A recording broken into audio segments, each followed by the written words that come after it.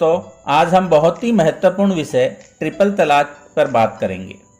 मुस्लिम law के अनुसार विवाह का विघटन 4 तरीके से हो सकता है। पहला, पति के द्वारा बाय हस्बैंड। दूसरा, पत्नी द्वारा बाय वाइफ। तीसरा, पारस्परिक सहमति म्यूचुअल कंसेंट द्वारा। एवं चौथा, न्यायिक प्रक्रिया जुडिशियल प्रोसेस अर्थात मुस्लिम मैरिज डिसोल्यूशन एक्ट 1939 के प्रोविजंस के अनुसार। इस वीडियो में हम हस्बैंड के कार्य द्वारा दिए गए तलाक के बारे में चर्चा करेंगे। एक मुस्लिम पति अपनी पत्नी को 2 प्रकार से तलाक दे सकता है, या यूं कहें कि उसके पास पत्नी को तलाक देने के 2 तरीके हैं। पहला, तलाक उल सुन्नत द्वारा, जिसका अर्थ है तलाक देने का पारंपरिक तरीका। सुन्नत मतलब सुन्ना, जिसका तात्पर्य परंपराओं की शर्तों के अनुसार तलाक है। तलाक का यह तरीका मोहम्मद साहब द्वारा अनुमोदित है। इसको विखंडनीय तलाक रिवोकेबल तलाक कहा जाता है, जिसको रिवोक किया जा सके, वापस लिया जा सके, जिसका खंडन किया जा सके। अलग अलग मान्यताओं के आधार पर इस तरह का तलाक 2 तरीके से दिया जा सकता है।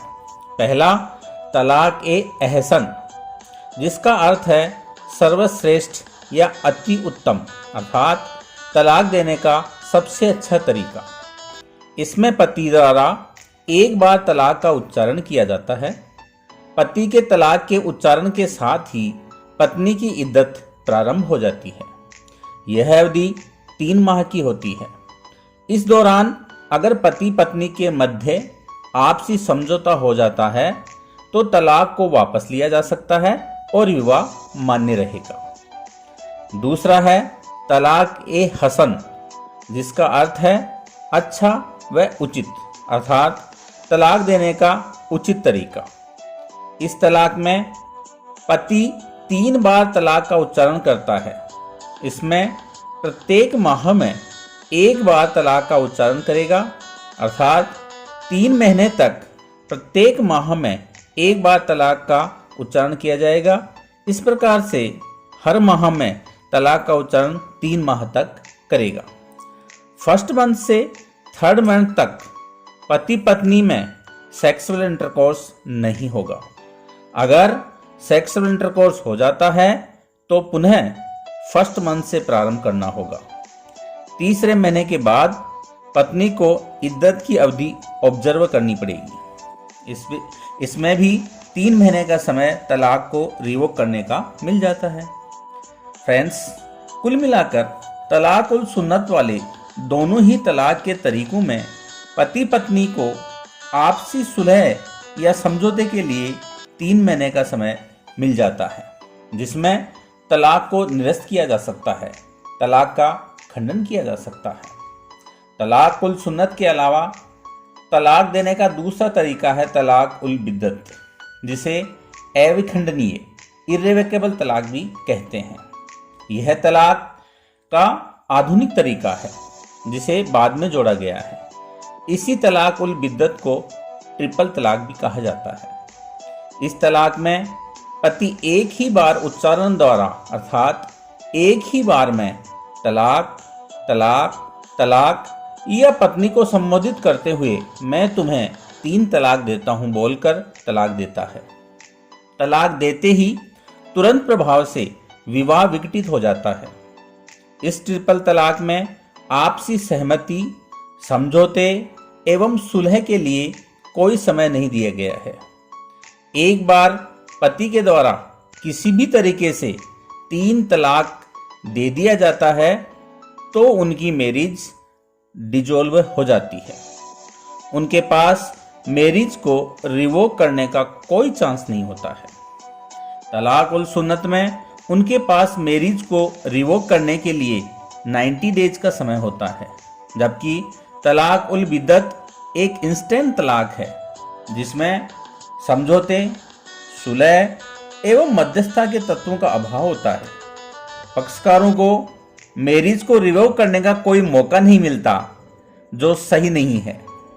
पूरे विश्व में ऐसी लगभग 22 मुस्लिम कंट्रीज हैं जिसमें ट्रिपल तलाक बैन है, इसमें पाकिस्तान एवं बांग्लादेश भी शामिल हैं।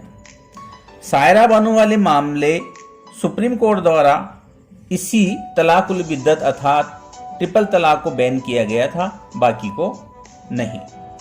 तो आइए अब Saira Bano versus union of India वाले केस को जान लेते हैं, जिसके आधार पर सुप्रीम कोर्ट ने ट्रिपल तलाक को बैन कर केंद्र सरकार को ट्रिपल तलाक पर कानून बनाने को कहा।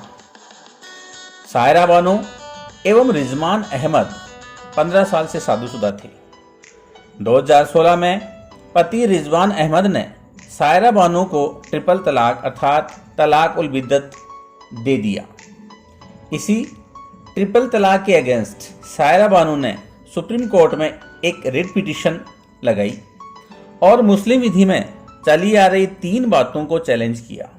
पहला, इंस्टेंट ट्रिपल तलाक, दूसरा निकाह हलाला एवं तीसरा बहुविवाह को। हम ट्रिपल तलाक की बात पहले कर चुके हैं।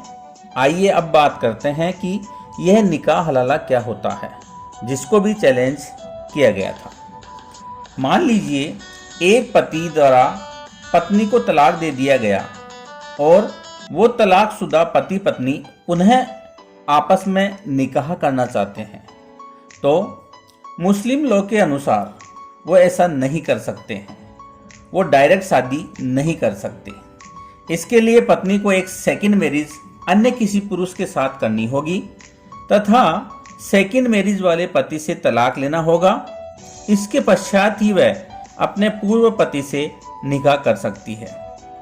इस पूरे प्रकरण को निकाह हलाला कहा जाता है।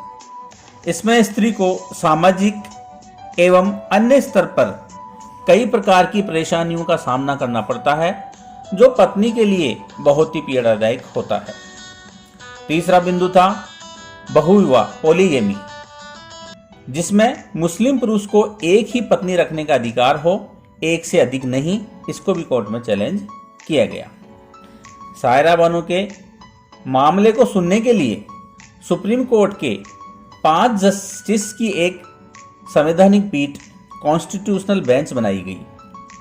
इस कॉन्स्टिट्यूशनल बेंच में chief justice Jagdish Khehar, justice Abdul Nazeer, justice Kurian Joseph, justice Rohinton Nariman एवं जस्टिस यूयू ललित थे।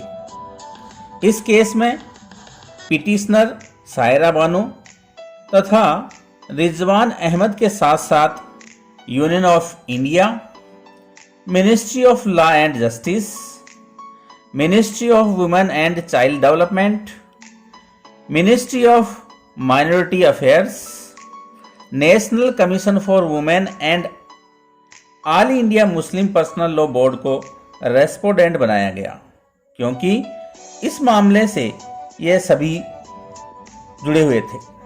सुप्रीम कोर्ट ने इन पार्टीज से तीनों इश्यूज पर लिखित कथन रिटर्न स्टेटमेंट मांगा, जिसमें केंद्र सरकार ने कहा कि ट्रिपल तलाक मुस्लिम महिलाओं की गरिमा एवं सामाजिक स्तर को नुकसान पहुंचाता है तथा all India Muslim personal law board का कहना था कि वह तीनों बातें मुस्लिम धर्म का ही एक भाग हैं और सुप्रीम कोर्ट को संविधान के अनुच्छेद 25 के अनुसार धार्मिक मामलों में हस्तक्षेप करने का अधिकार नहीं है। यह मामले सुप्रीम कोर्ट के क्षेत्राधिकार से बाहर हैं। सभी पार्टीज के लिखित कथन प्राप्त होने के बाद में सुप्रीम कोर्ट ने मुख्य रूप से 2 इश्यूज बनाए। पहला कि क्या इंस्टेंट ट्रिपल तलाक मुस्लिम लॉ का आवश्यक धार्मिक मामला है।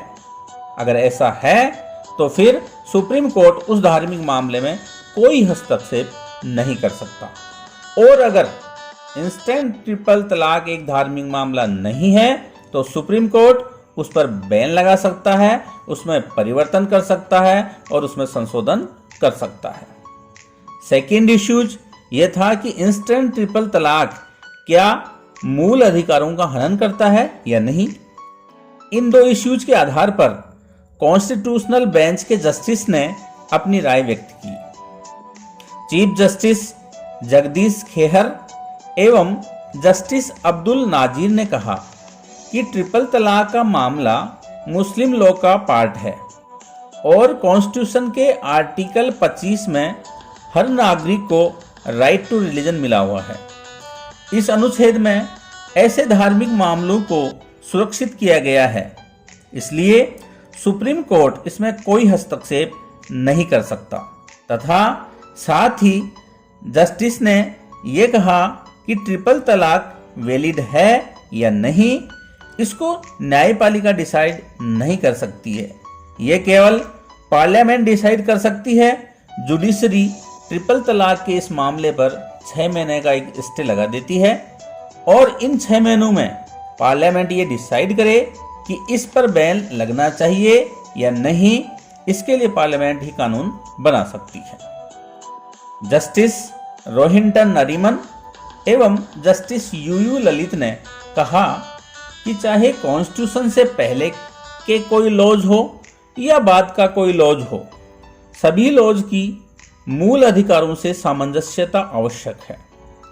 आर्टिकल 14 ये कहता है कि कोई भी ऐसा कार्य जो मूल अधिकारों का हनन करता है, समानता में भेदभाव करता है, तो सुप्रीम कोर्ट के पास यह शक्ति है कि वो उसको अनकॉन्स्टिट्यूशनल घोषित कर सकता है। इंस्टेंट ट्रिपल तलाक महिला के मूल अधिकारों का हनन करती है, अतः कोर्ट के द्वारा आर्टिकल 14 के आधार पर इसको अनकॉन्स्टिट्यूशनल घोषित किया जा सकता है।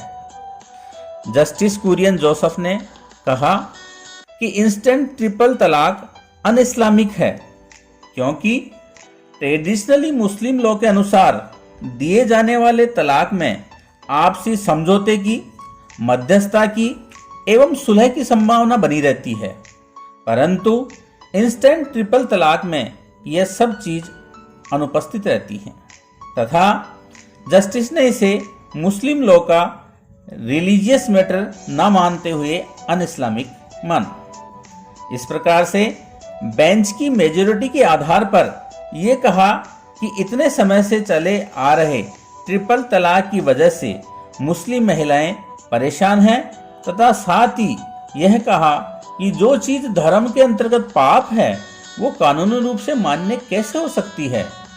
यह ट्रिपल तलाक कुरान और कॉन्स्टिट्यूशन के प्रिंसिपल के खिलाफ है, फंडामेंटल राइट्स का वॉयलेशन करता है। अतः बहुमत ने इंस्टेंट ट्रिपल तलाक को इलीगल डिक्लेयर कर दिया तथा सेंट्रल गवर्नमेंट को इस पर एक कानून बनाने के लिए कहा। सुप्रीम कोर्ट के आदेश को क्रियान्वित करने के लिए पार्लियामेंट द्वारा ट्रिपल तलाक पर एक एक्ट बनाया गया। इस एक्ट के प्रोविजन को हम अगले वीडियो में डिस्कस करेंगे। आज के लिए इतना ही, और वीडियो देखने के लिए चैनल को सब्सक्राइब अवश्य कर लीजिए। धन्यवाद।